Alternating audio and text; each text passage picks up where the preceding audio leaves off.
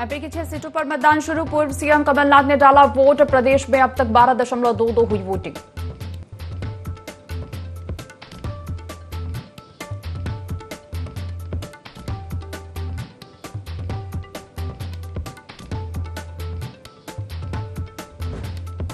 छत्तीसगढ़ की बस्तर लोकसभा सीट को लेकर मतदान शुरू। कांग्रेस प्रत्याशी कवासी लखमा ने डाला वोट। प्रदेश में अब तक कुल 12.02 हुआ मतदान।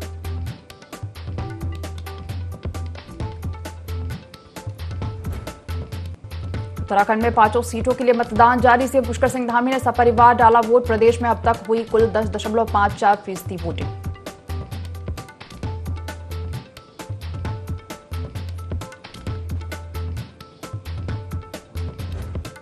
उत्तर प्रदेश की 8 लोकसभा सीटों पर मतदान शुरू। शाम 6 बजे तक डाले जाएंगे वोट। 80 उम्मीदवार चुनाव मैदान में। प्रदेश में अब तक हुई कुल 12.22%।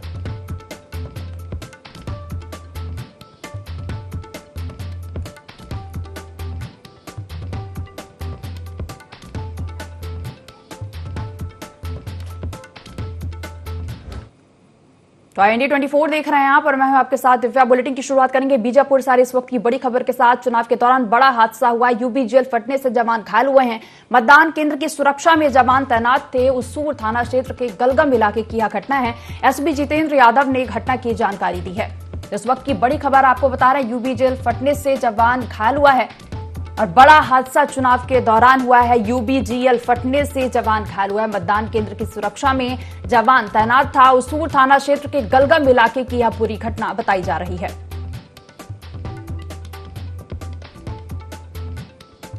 तो चुनाव के दौरान बड़ा हादसा हुआ है। यूबी जेल फटने से जवान घायल हुए। मतदान केंद्र की सुरक्षा में जवान तैनात था। उसूर थाना क्षेत्र के गलगम इलाके की यह घटना है। चलिए इसी पर ज्यादा जानकारी लेंगे। संवाददाता अनिल हमारे साथ फोन लाइन पर जुड़ गए हैं। अनिल, बड़ा हादसा हुआ चुनाव के दौरान। यूबी जेल फटने से जवान घायल हुआ है, क्या पूरी जानकारी इस मामले में? जी मैं बिल्कुल बता दूं, उसूर थाना क्षेत्र का ये पूरा मामला है। उसूर थाना क्षेत्र के गलगम का ये पूरा मामला है। उसूर से वोटिंग बूथ से 100 मीटर की दूरी पर जो सीआरपीएफ के जवान है वो निकले थे वहां पे सर्चिंग पे। कहीं ना कहीं जो है ना नक्सलियों के जो यूबी के जो चपेट में आने जो है ना एक जवान घायल हो गए हैं। साफ तौर पर देखा जाए तो उस इलाके में जो वो इलाका है वो नक्सल प्रभावित जो इलाका है, उन नक्सल संगठन का जो क्षेत्र है वो वहां पे मौजूदगी उनकी ज्यादा नजर आती है। कहीं ना कहीं देखा जाए तो जिस तरीके से जो ना गलगम जो क्षेत्र है वो जो नंबी जो इलाका है वो पहाड़ों वाला जो इलाका है, जो उसूर जो थाना क्षेत्र है वहां से जो है ना 100 मीटर माफ कीजिएगा 500 मीटर की जो दूरी है वहां पे जो ना सर्चिंग पे जो निकले थे। कहीं ना कहीं जो है ना डीजल चुक दागने से जो एक जवान जो घायल हो गया। एक तरफ से देखा जाए तो लोकतंत्र का जो पर्व है, जो चुनाव है, जो वोटिंग जो हो रहा है, मतदाता जो है ना लगातार गाँव से जो है ना निकल कर जो है ना अपना मत जो है ना वोट करने के लिए वहां पे आ रहे हैं। कहीं ना कहीं तो देखा जाए तो जो नक्सली जो है ना अपना मौजूदगी जो है ना दर्शा निकले, ये सारे जो है ना हथकंडे अपना रहे हैं। जी जानकारी साझा करने के लिए धन्यवाद।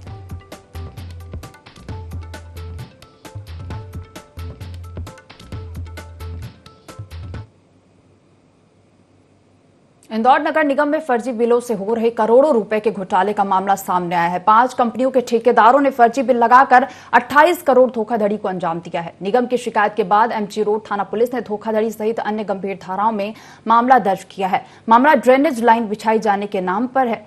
शहर में जिन स्थानों पर ड्रेनेज लाइन बिछाई नहीं गई उनके नाम पर फर्जी बिल तैयार कर लिए गए और भुगतान के लिए फॉर्म ने निगम के लेख विभाग को भेज दिए।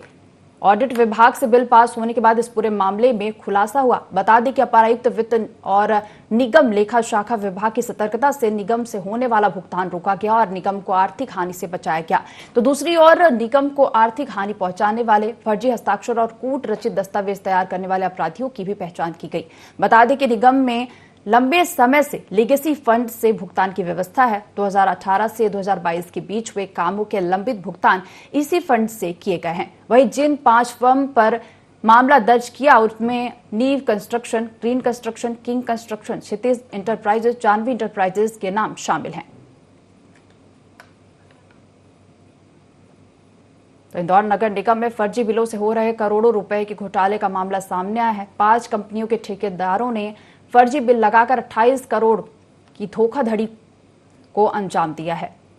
निगम की शिकायत के बाद एमजी रोड थाना पुलिस ने धोखाधड़ी सहित अन्य गंभीर धाराओं में मामला दर्ज किया है। मामला ड्रेनेज लाइन बिछाई जाने के नाम पर घोटाला है। तो शहर में जिन स्थानों पर ड्रेनेज लाइन बिछाई नहीं गई उनके नाम पर फर्जी बिल तैयार कर लिए गए हैं और भुगतान के लिए फर्म ने निगम के लेख विभाग को भेज दिए। तो ऑडिट विभाग से बिल पास होने के बाद इस पूरे मामले में खुलासा हुआ है।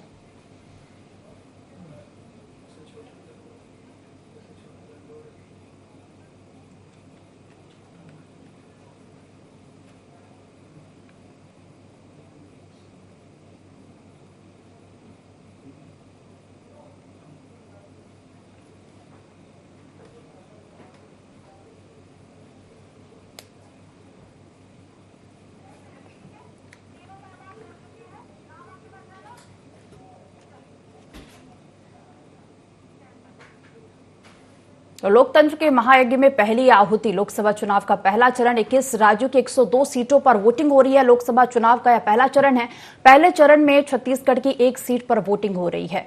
तो पहले चरण का मतदान है और छत्तीसगढ़ की एक सीट यानी बस्तर सीट पर वोटिंग हो रही है। अगर बात करें पहले चरण की तो 21 राज्यों की 102 सीटों पर वोटिंग हो रही है। तो चलिए इसी पर ज्यादा चर्चा करेंगे। हमारे साथ छत्तीसगढ़ से 3 मेहमान जुड़ गए हैं। बीजेपी प्रवक्ता राजकुमार राठी जी और कांग्रेस का पक्ष रखने के लिए प्रवक्ता अनीता लोधी और वरिष्ठ पत्रकार के शर्मा जी। आप तीनों का बहुत बहुत स्वागत है INDIA 24 में। ये सबसे पहले मैं राजकुमार राठी जी आपके पास ही आना चाहूंगी। क्लीन स्वीप की बात कर रहे हैं। बस्तर सीट फिलहाल कांग्रेस के पास है और इस बार क्या खास रणनीति है जिससे ये लग रहा है कि बस्तर सीट जीत पाएंगे? देखिए, मैं समझता हूं जिस प्रकार से आज छत्तीसगढ़ में विष्णुदेव साय की सरकार ने, भारतीय जनता पार्टी की सरकार ने काम किया है, उसे आदिवासी भाई देख रहा है। सबसे बड़ी बात तो यह है मैडम जी कि हमारा जो मुख्यमंत्री है वो खुद आदिवासी समाज से है। मैं समझता हूं देश में भारतीय जनता पार्टी ने जिस प्रकार से छत्तीसगढ़ में आदिवासी मुख्यमंत्री दिया है, पूरे देश में एक मैसेज गया है कि आदिवासी समाज अगर सबसे अधिक, मैं समझता हूं उनके हितों की रक्षा हो रही है, उनको सबसे ज्यादा अगर सम्मान किसी पार्टी में दिया जा रहा है तो भारतीय जनता पार्टी में दिया जा रहा है। ये एक अलग विषय रहेगा। और मैं समझता हूं जिस प्रकार से विकास की धारा आप देख रहे हैं, विष्णुदेव साय की सरकार बने मात्र 3-3.5 महीना हुआ है, लेकिन जिन जिन वादों को लेकर, जिन जिन गारंटी को लेकर, मोदी जी की गारंटी को लेकर छत्तीसगढ़ में भारतीय जनता पार्टी ने सरकार बनाई है। आप देखेंगे 18 लाख मकान की जो घोषणा थी, जिसे भूपेश बघेल सरकार ने, कांग्रेस सरकार ने 5 साल तक अटका के रखा था, मुख्यमंत्री जी ने शपथ लेने से पूर्व 18 लाख मकानों की घोषणा की और शपथ लेने के बाद आप किसानों का जो 2 साल का बकाया भारतीय जनता पार्टी की सरकार का था उसे भी देने का काम सुशासन दिवस, जिसे अटल बिहारी वाजपेयी जी की जयंती को हम सुशासन दिवस के रूप में मनाते हैं, उसे देने का काम किया। आज महतारी वंदन योजना के माध्यम से आप देख रहे हैं जो 70 लाख महिलाएं हमारे छत्तीसगढ़ प्रदेश में हैं, उनके खाते में 1000 रुपया डालने का काम भारतीय जनता पार्टी की सरकार कर रही है। अभी दूसरी किस्त भी उनको दिव्या जी मिल चुकी है। मैं समझता हूं जिन जिन वादों को लेकर छत्तीसगढ़ में भारतीय जनता पार्टी ने सरकार बनाया है, लगभग सभी पे काम पूरा हो गया और छत्तीसगढ़ की जनता विश्वास कर रही है। और भूपेश बघेल सरकार की तो स्थिति यह थी कि उनको तो नारा देना पड़ा था छत्तीसगढ़ की जनता का, जब ये विश्वास खो दिए थे तो इनको स्लोगन देना पड़ा था कि भूपेश है तो भरोसा है। आज छत्तीसगढ़ की जनता सबसे ज्यादा किसी पर भरोसा कर रही है तो मोदी की गारंटी पर कर रही है, भारतीय जनता पार्टी की विष्णुदेव साय की सरकार पर कर रही है। और मैं समझता हूं इसी का परिणाम है कि बस्तर से एक तरफा जीत भारतीय जनता पार्टी को मिलेगी। जी, तो राजकुमार राठी जी आपका क्या कहना है कि मोदी की गारंटी पर यह चुनाव लड़ा जा रहा है? राजकुमार जी, देखिए, मोदी जी की गारंटी तो है ही है, क्योंकि जिन जिन वादों को लेकर मैं समझता हूं भारतीय जनता पार्टी ने छत्तीसगढ़ में सरकार बनाया, लगभग सभी, चाहे वो 18 लाख मकान की बात हो, क्या महतारी वंदन योजना में 70 लाख महिलाओं को जो किस्त देने की बात हो, और क्या किसानों का 2 साल का बकाया बोनस हो, क्या 3100 रुपए में धान की खरीदी हो। देख रहे हैं दिव्या जी, इतने सारे काम मात्र 3 महीने में अगर किसी ने किया है तो भारतीय जनता पार्टी की सरकार ने किया है। और हमारी पार्टी की ये विचारधारा भी है कि समाज के अंतिम पंक्ति के अंतिम व्यक्ति को शासन की सुविधा मिले। और भारतीय जनता पार्टी इसी विचारधारा पर, अंत्योदय की विचारधारा, राष्ट्रवाद की विचारधारा पर चलकर यहाँ पर पहुंची है। मैं समझता हूँ आज देश में क्या पूरे विश्व में सबसे लोकप्रिय नेता है तो नरेंद्र मोदी जी है। उन्होंने 135 से 140 करोड़ जो देश की जनता है उसको अपना परिवार माना है, और 18 से 20 घंटा अगर कोई नेता इस देश में काम करता है तो वो देश का प्रधानमंत्री नरेंद्र मोदी जी है। मैं समझता हूं छत्तीसगढ़ की जनता इस बात को समझ गई है, इस प्रदेश और देश का कोई विकास कर सकता है तो वो भारतीय जनता पार्टी की सरकार है, नरेंद्र मोदी की सरकार है। लोकतंत्र के महायज्ञ में पहली आहुति लोकसभा चुनाव का पहला चरण है और छत्तीसगढ़ की एक सीट यानी बस्तर सीट पर चुनाव हो रहा है। तो चलिए चर्चा को हम दोबारा शुरू करेंगे। कांग्रेस प्रवक्ता नीता लोधी के पास में आना चाहूंगी। नीता जी, बीजेपी कह रही है कि उसके पास मोदी की गारंटी है और पीएम मोदी का चेहरा जिससे वो चुनाव लड़ रही है, जिससे बस्तर सीट जीतने का दावा बीजेपी कर रही है। तो आपको नहीं लगता यह बड़ी चुनौती है कांग्रेस के लिए? जी, सबसे पहले तो आप सबको नमस्कार करते हुए मैं अपील जरूर करना चाहूंगी कि बस्तर क्षेत्र की जनता वोट जरूर डाले। और जिस प्रकार मोदी की गारंटी झूठ साबित हुई है और ये हमेशा झूठ बोलते हैं और इनकी गारंटी की कोई गारंटी नहीं रहती। आप ये बताएं, चुनाव के पहले अमित शाह जी आए थे जिन्होंने बोल रखा था कि नगरनार का प्लांट नहीं बिकेगा, और आज भी दीपम की साइड में उसके बेचने की प्लानिंग इनकी चल रही है। आदिवासी बच्चों के अहित करना भारतीय जनता पार्टी बखूबी जानती है। 10 साल में रावघाट का रेल परियोजना क्यों नहीं कंप्लीट हो पाया? आज ये बताएं, नक्सलवाद इतना हावी है, क्यों 10 साल में कोई विशेष पैकेज इन लोगों ने नहीं दिया? जनता विश्वास बिल्कुल भी नहीं करेगी। कांग्रेस की तरफ से मेरी विनम्र अपील है, और हमारे जो कवासी लखमा जी खड़े हैं, 6 बार के विधायक और बहुत जमीन से जुड़े हुए नेता हैं, जिनको आदिवासी क्षेत्र के बस्तर के क्षेत्रों की भलीभांति ज्ञान है, और निश्चित तौर पे ये इन लोगों की आवाज को पहुंचा पाएंगे। कांग्रेस कमेटी राहुल जी के नेतृत्व में 5 न्याय और 25 गारंटियों के साथ मैदान में। आप देखेंगे जिस प्रकार महिलाओं का उत्थान हमारी कांग्रेस पार्टी की सरकार जब 5 साल थे तब इनके जो 7 वनोपज थे उनको हमने 67 वनोपज के रूप में इनको एमएसपी देके इनको आर्थिक रूप से मदद करने का काम किया। स्वयं सहायता महिलाओं का कर्जा माफ करके उनको सशक्त बना के उनको रोजगार देने का काम किया। डनेक्सो जैसा एक बड़ा उपक्रम लगा के इनकी ख्याति सभी तरफ फैलाई गई। और जिस प्रकार अभी हमारी न्याय यात्रा में 1 लाख रुपए महिलाओं को सशक्त होने के लिए दिया जाएगा, और अप्रेंटिस करने वाले युवाओं को रोजगार की गारंटी के साथ इनको दिया जाएगा ताकि ये सक्षम हो सके। नौकरी, किसान और कर्जा माफ भी की जाएगी। जिस प्रकार आशा वर्कर और मितानी आंगनबाड़ियों को भी सक्षम किया जाएगा। और जब 5 साल की हमारी सरकार में बंद पड़े स्कूलों को, 350 बंद पड़े स्कूलों को वापस से चालू किया गया। बस्तर क्षेत्र के आदिवासी बच्चे अंग्रेजी माध्यम की शिक्षा ग्रहण कर पा रहे थे। कुपोषण से ऊपर आ रहा था बस्तर। जिस प्रकार स्वास्थ्य की सेवाएं मलेरिया से उबर पा रहा था। तो जिस प्रकार कांग्रेस कमेटी ने काम किया, इस काम पे लोग भरोसा करेंगे। और जिस प्रकार अभी 10 साल के भारतीय जनता पार्टी के कुशासन को भी लोगों ने देखा है, और ये 4 माह की साय सरकार ने जिस प्रकार लोगों का दोहन किया, आदिवासी चेहरा लगाकर आदिवासी के, चाहे वो हसदेव अभ्यारण्य काटने की बात हो वो भी धड़ाधड़ करते चले जा रहे हैं, नगरनार प्लांट को बेचने की बात है वो भी बेचने की प्रक्रिया निरंतर चालू है, रावघाट परियोजना वैसे ही बंद पड़ी है, आगे नहीं बढ़ पा रही है, ट्रेनें लेट होने का काम वैसे ही चल रहा है। तो जनता भारतीय जनता पार्टी पे विश्वास नहीं करेगी। लोगों को विश्वास है कांग्रेस पार्टी पर, क्योंकि कांग्रेस वो पार्टी है जो सभी को लेके चलने का काम करती है। दूर से दूर के लोगों को, श्रमिक न्याय है, नारी न्याय है, भागीदारी का न्याय है। नीता जी, तो तमाम वादे जो है वो कांग्रेस ने किए हैं। चलिए वरिष्ठ पत्रकार के शर्मा जी से प्रतिक्रिया ले लेते हैं। देखिए, कांग्रेस के पास जो फिलहाल बस्तर सीट है वो भी कांग्रेस के पास है, लेकिन ऐसा नहीं लग रहा है कि बीजेपी भारी पड़ रही है। हालांकि देखा जाए तो तमाम वादे कांग्रेस ने भी किए हैं, और अगर बीजेपी की बात करें तो बीजेपी के पास भी मोदी की गारंटी है। और हालांकि सबसे बड़ा मुद्दा जो है राष्ट्रवाद और सनातन का है, तो क्या लग रहा है कितना असर होगा? देखिए, राष्ट्रवाद और सनातन की जो बात है वो राष्ट्रीय स्तर हो सकता है, लेकिन बस्तर की जनता जो है गरीबी से मुक्ति के लिए मतदान करने जा रही है। नंगे पैर यदि आदिवासी मतदान स्थल तक पहुंच रहे हैं, दरवाजा खुलने के पहले यदि आदिवासियों की भीड़ दिख रही है, तो उनके विकास के प्रति भूख को देखा जा सकता है। और लोग जिस तरह से नक्सली हिंसा प्रभावित क्षेत्र में अभी बड़ी घटना है, उसके बाद नक्सली बौखलाए हुए हैं, उसके बावजूद जिस तरह से वो जान जोखिम में डाल करके मतदान के लिए पहुंच रहे हैं, ये राजनीतिक दलों को और सरकारों को समझना चाहिए कि वास्तविकता वहां पे क्या स्थिति। जब आप चना गुड़ देने की बात करते हैं, मुफ्त में अनाज देने की बात करते हैं, आवास की बात करते हैं, घर घर जल पहुंचाने की बात करते हैं, तो बस्तर की वास्तविक स्थिति क्या है? जब वहां पे जो सैनिक हैं वो घायल हो जाते हैं तो उसको एयरलिफ्ट करना पड़ता है, वहां पे स्वास्थ्य की क्या व्यवस्था है, ये एक सोचने वाली बात है। शिक्षा को लेकर तमाम प्रकार की वहां बात है, वनोपज की बात आ रही है, फूड प्रोसेसिंग प्लांट कितना है वहां पे, वहां के नगरनार की जो बात कर रही, 50,000 युवाओं को रोजगार की बात कही जा रही है, वो क्या स्थिति, इंद्रावती नदी से सिंचाई की सुविधाएं आप क्या दे पाते हैं, उड़ीसा के साथ जो विवाद चल रहा है वो कब होगा, डबल इंजन की सरकार की बात होती है। कहने का तात्पर्य यह है कि बस्तर की जनता जो विकास के लिए मतदान कर रही है वो उसको आप कब तक दे पाएंगे।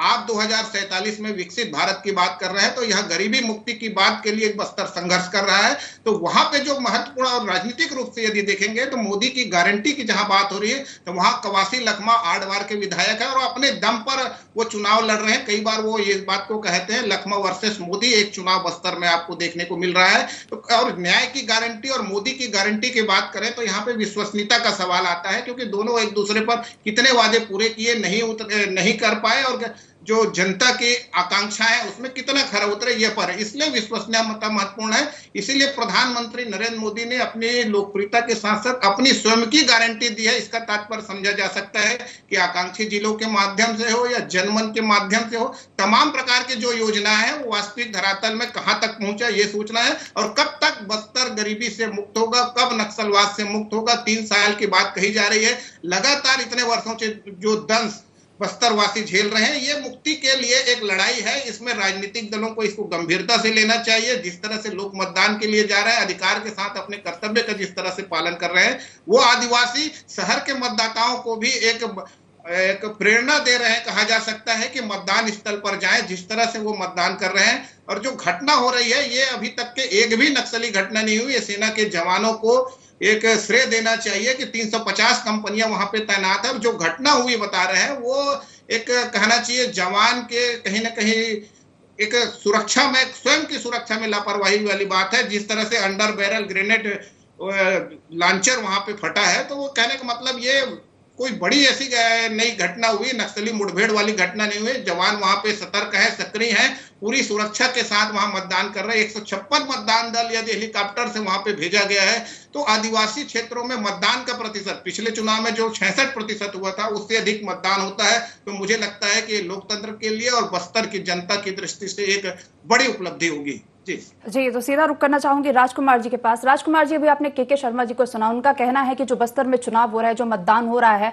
उसका जो अहम मुद्दा है वो गरीबी है, बेरोजगारी है, महंगाई है। तो क्या ये नहीं लग रहा है ये मुद्दे नहीं होने चाहिए क्या बीजेपी के पास?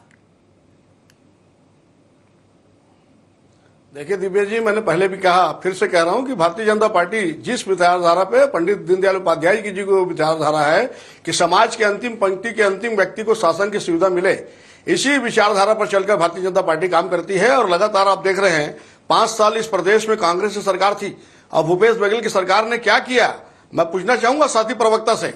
अभी बीच में आप देखेंगे 2 साल पहले किसानों पर, वहां के आदिवासियों पर गोली चलाने का काम, लगातार धर्मांतरण की घटना, और जो भी धर्मांतरण का आदिवासी समाज विरोध करता था कि हमारे मूल संस्कृति को नष्ट करने का प्रयास किया जा रहा है, उसको जेल डालने का काम जो है कोई कर रहा था, तो भूपेश बघेल की सरकार, कांग्रेस सरकार कर रही थी। मैं समझता हूं छत्तीसगढ़ में कांग्रेस की सरकार ने सबसे ज्यादा अगर किसी को वंचित रखा, सबसे ज्यादा अगर किसी को शोषित किया, तो वो आदिवासी समाज है। और इसी का परिणाम है कि भारतीय जनता पार्टी ने छत्तीसगढ़ में आदिवासी चेहरे को सामने किया, आदिवासी को मुख्यमंत्री बनाया। मैं समझता हूं विष्णुदेव साय जी आदिवासी समाज से हैं, वो अपने समाज के लोगों के दर्द को समझ सकते हैं, और भारतीय जनता पार्टी इसी भावना से उनको मुख्यमंत्री बनाई है। मैं समझता हूं इस प्रदेश में अब विकास की गंगा बहेगी। और विष्णुदेव साय जी लगातार आप देख रहे हैं कि जिस प्रकार से काम कर रहे हैं, 3 महीने में इतने सारे काम भारतीय जनता पार्टी की सरकार ने किया है। आदिवासी समाज को कहीं से मैं समझता हूं घबराने की और डरने की आवश्यकता नहीं है। उनका जो मुख्यमंत्री है, उनका जो मुखिया है, वो खुद उन्हीं के समाज से है। और मैं समझता हूं छत्तीसगढ़ में सबसे अधिक कहीं विकास होगा तो वो बस्तर में होगा। और वहां की जनता इस बात को महसूस कर रही है कि हमारे बीच के आदमी को जो है केंद्र सरकार ने मुख्यमंत्री बनाया है। निश्चित रूप से ये भावना भी वहां के लोगों में आएगी। अभी आप देख रहे हैं भूपेश बघेल जी। नीता जी, आप ये बताएं, ये धर्मांतरण की बात करते हैं, अगर भारतीय जनता पार्टी को अगर धर्मांतरण पे अगर ये है तो ये श्वेत पत्र क्यों नहीं जारी करते हैं? कांग्रेस कमेटी ने 2 महीने पहले ही अपने बयान में कहा था कि भाई अगर ऐसा लग रहा है इनको तो ये देख ले। हाथ कंगन को वारसी क्या कि कांग्रेस की पार्टी में कितने धर्मांतरण और अभी कितने पार्टी को एक श्वेत पत्र जारी करना चाहिए। और हमने आदिवासी हमारे 5 साल के कार्यकाल में वन अधिकार पट्टा कांग्रेस कमेटी ने बांटा, लोगों को वनोपज को बढ़ाया, कांग्रेस पार्टी ने बढ़ाया। आपने क्या किया था? आपने रमन सिंह के भ्रष्टाचारी भारतीय जनता पार्टी के शासनकाल में 1500 ऐसे भोले भाले अधिकारी आदिवासी भाई बहन थे जिनको जेल में लोगों ने ठूस रखा था। जस्टिस पटनायक की एक कमेटी बनी जिसके तहत ये प्रमाणित हुआ कि ये भोले भाले आदिवासी है, ये नक्सलाइट नहीं है। ऐसे लोगों की 4200 एकड़ जमीन इन लोगों ने अधिग्रहित करके रखी थी, वो वहां से वो बाइज्जत बरी भी हुए और वो आराम से अपनी खेती किसानी की 42 एकड़ जमीन में अपनी खेती किसानी का काम भी कर रहे हैं। उनके बच्चे आत्मानंद में अंग्रेजी में पढ़ रहे हैं, उनको हेल्थ सुविधा कांग्रेस कमेटी प्रोवाइड करके दे रही थी। वनोपज 7 से 67 वनोपज पे सीधे बिना दलाल के सीधे बेचकर वो सक्षम हो पा रहे थे, अपनी आय अर्जित कर पा रहे। 40 लाख से ज्यादा पूरे छत्तीसगढ़ में लोग बीपीएल से ऊपर आए हैं। तो कांग्रेस कमेटी ने जो काम किया है उस काम को विश्वास करेंगे लोग। जो कांग्रेस न्याय लाई है, नारी न्याय लाई है, श्रमिक न्याय लाई है, किसान न्याय लाई है, भागीदारी का न्याय लाई है, निश्चित तौर पे ये लोग समझ रहे हैं। जिस प्रकार से युवाओं को रोजगार देने के लिए अप्रेंटिस के लिए इनको ये कह रहे हैं, किसानों का कर्जा माफ होगा किसानों के लिए, ये कह रहे आपने क्या किया? भारतीय जनता पार्टी ने किसानों के नीता जी आपने 5 न्याय और 25 गारंटियों की बात की है। नीता जी आपने भी 5 न्याय और 25 गारंटियों की बात की है, तो क्या आपको ऐसा नहीं लगता कि इन मुद्दों को जमीन में उतारने में कांग्रेस पीछे रह जाती है? जी नहीं, आप देखिए, आप फील्ड में जाके अगर आप फील्ड में जाके आप देखेंगे तो निश्चित तौर पे जिस प्रकार हाट बाजार योजना में हमारी हाट बाजार क्लिनिक रहती थी, लोग वहां पे स्वास्थ्य लाभ ले पाते थे। आप देखेंगे वनोपज में सीधा महिलाओं के खाते में पैसे आते थे। कोरोना काल में जहां आर्थिक मंदी से लोग जूझ रहे थे, हमारी आदिवासी क्षेत्र की महिलाएं, माताएं, बहनें आर्थिक रूप से सक्षम थी। तो जिस प्रकार वन अधिकार पट्टा कांग्रेस ने बांटा, भूपेश बघेल जी की सरकार ने बांटा, आत्मानंद अंग्रेजी माध्यम के स्कूल भूपेश बघेल जी की सरकार ने बने। आपने भारतीय जनता पार्टी ने नगरनार प्लांट, यही अमित शाह जी थे जो आज आप दीपम की साइड में देखिए, नगरनार के प्लांट को बेचने की प्रक्रिया यथावत चालू है। धीरे धीरे करके ये सार्वजनिक उपक्रमों को बेच देते हैं। आदिवासी भाई बहनों की नौकरी से इनको कोई सरोकार नहीं। आदिवासियों के हितों की रक्षा करना कहीं भारतीय जनता। आप बताएं, हसदेव अभ्यारण्य जहां हमारे प्रभु श्री राम जी ने अपने वनवास काल का बहुतायत समय व्यतीत किया था, उस वन को धड़ाधड़ काटने का काम भारतीय जनता पार्टी कर रही है। तो जिस प्रकार आदिवासी चेहरा सामने लाके आदिवासियों के आदिवासी क्षेत्र में घटनाएं बढ़ी है, आपराधिक घटनाएं भी बढ़ी है, नक्सल घटनाएं घड़ी है। पहली बार ऐसा हुआ था कि पुलिस कैंप पे हमला हो पाया था। तो भारतीय जनता पार्टी की अगर नियत और नीति साफ है तो आदिवासी बिल्कुल भी इन पे भरोसा नहीं करेंगे। ये बताएं, ये महतारी वंदन योजना के तहत 80% महिलाएं, हमारी माताएं बहनाएं वंचित रह गई। अगर कांग्रेस कमेटी न्याय करेगी तो प्रत्येक किसान का कर्जा भी माफ होगा और प्रत्येक महिला को 1 लाख रुपए भी मिलेंगे। और मेरे युवा बेरोजगार भाइयों को अप्रेंटिस के माध्यम से उनको भी साल का 1 लाख रुपया मिलेगा। किसानों का कर्जा भी माफ होगा और हमारा देश एक बार से समृद्धि की ओर साल में जिस प्रकार नीता जी अंतिम हमारे देश के शर्मा जी तमाम गारंटियां जैसे वाला इतना बड़ा भ्रष्टाचार हुआ है भारतीय जनता पार्टी की सरकार। नीता जी चलिए अंतिम प्रतिक्रिया ले लेते हैं। के शर्मा जी आप सुन पा रहे हैं? जी तमाम गारंटियां हैं। अगर बात की जाए मोदी की गारंटी है बीजेपी के पास और कांग्रेस की 5 न्याय 25 गारंटियों की बात की जा रही है, तो क्या लग रहा है कितना कड़ा मुकाबला होगा, कितना दिलचस्प मुकाबला होगा बस्तर सीट पर? निश्चित रूप से ये एक बहुत महत्वपूर्ण चुनाव है बस्तर वासियों के लिए। कहा जा सकता है कि जिस तरह से महंगाई को लेकर के राहत देने की बात कही जा रही है, चाहे महतारी वंदन की बात करें, चाहे जो न्याय की गारंटी में 1 लाख रुपए देने की बात है, ये तमाम प्रकार की बातों में यहाँ पे जो बातें कांग्रेस कह रही है, नगरनार का निजीकरण की बात होगी तो भाजपा मना करता है कि नहीं होगा। आरक्षण समाप्त हो जाएगा कांग्रेस कहती है, तो भाजपा नेता कहते हैं आरक्षण समाप्त नहीं होगा। जंगल समाप्त हो जाएगा, वनवासी समाप्त हो जाएंगे, ये बात राहुल गांधी जी कह रहे हैं। तो ये वास्तव में जो 5.5 लाख पट्टा देने की बात भाजपा कह रही, कहने का तात्पर्य कि विश्वसनीयता वाली बात है, किसकी बात पर जनता विश्वास कर रही है और उसके नाम पर, एक विश्वास के नाम पर एक मतदान होगा। मुझे लगता है कि ये बस्तर के मतदाता बेहतर समझते हैं और जानते हैं कि छत्तीसगढ़ के जो एक मार्गदर्शक के रूप में बस्तर के आदिवासी काम करते हैं और सत्ता की चाबी जिस तरह से बस्तर को कहा जा सकता है, तो अन्य जो 11 सीट है उस पर भी इस जो आज मतदान हो रहा है उसका प्रभाव पड़ेगा। लेकिन फिर से कहूंगा कि बस्तर के आदिवासी जिस तरह से, जिस कठिन परिस्थितियों में नंगे पैर वहां तक आप मतदान केंद्र तक जा रहे हैं। इसको सभी देशवासियों को इसका सम्मान करना चाहिए और सबको मतदान करने निश्चित रूप से जाना चाहिए। घर में बैठने या छुट्टी मनाने के बजाय अपने अधिकार और कर्तव्य को समझते हुए निश्चित रूप से मतदान के लिए एक संदेश बस्तर से उठ रहा है। जी जी, तो इस चर्चा को यही रोकना चाहूंगी। फिलहाल आप तीनों मेहमानों का इस चर्चा में जुड़ने के लिए बहुत बहुत धन्यवाद। तो लोकतंत्र के महायज्ञ में पहली आहुति है और लोकसभा चुनाव का पहला चरण है और छत्तीसगढ़ की एक सीट यानी बस्तर सीट पर आज चुनाव हो रहा है। तो फिलहाल देखने वाली बात होगी कि बस्तर की जनता किस पर भरोसा करती है। IND 24 में खबरों का सिलसिला लगातार जारी है। आप देखते रहिए IND 24। नमस्कार।